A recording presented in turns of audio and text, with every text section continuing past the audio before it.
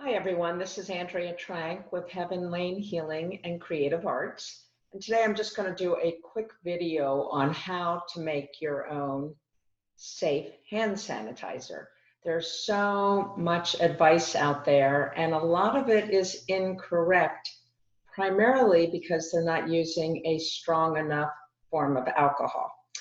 Now, the reason why I make my own hand sanitizer is I am sensitive to products such as chlorine bleach. And so I cannot use sanitizers that have any bleach in them.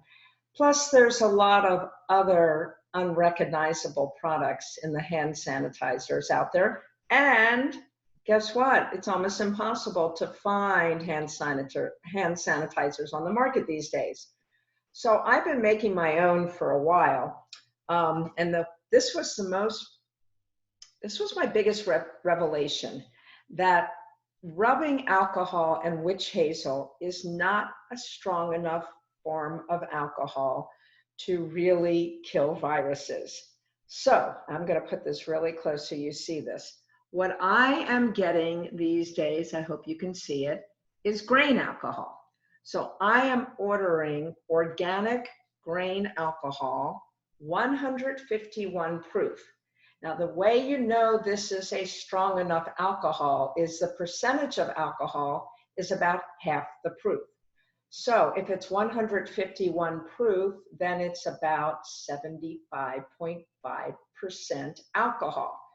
This is a strong enough alcohol to use in my hand sanitizer. The other thing I use is aloe vera gel. Now, I do have an aloe vera plant in my garden, but it's really messy to use it. So I have taken to using the pre-mixed aloe vera gel.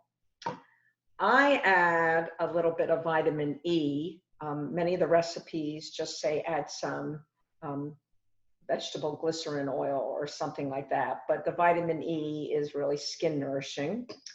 And then I'm a doTERRA girl, so I love the On Guard product, and I add some Melaleuca. Melaleuca or tea tree oil has some very strong antibacterial, antimicrobial, antiseptic kind of qualities. So very simple.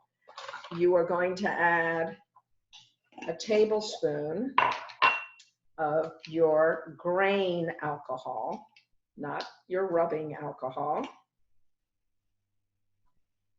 And then I'm going to add 2 tablespoons of my aloe vera gel. And I am running low on that. I just ordered a lot more grain alcohol through Amazon. They're still available. A lot of things for safety are not available right now, so I did 2 tablespoons of that. And now I'm just going to add probably about a teaspoon of the vitamin E. The vitamin E is pretty thick and it's pretty expensive, so I don't want to put too much in it. And then I will go with 15 drops of Melaleuca. 8, 9, 10, 11, 12, 13, 14, 15, and about 10 drops of my On Guard. Now you could use lavender with it. The Melaleuca is kind of strong smelling. The On Guard has things like clove and orange, much more pleasant smelling. And obviously lavender is more pleasant smelling. So you mix it all together, and I'm going to keep this. This is now my supply.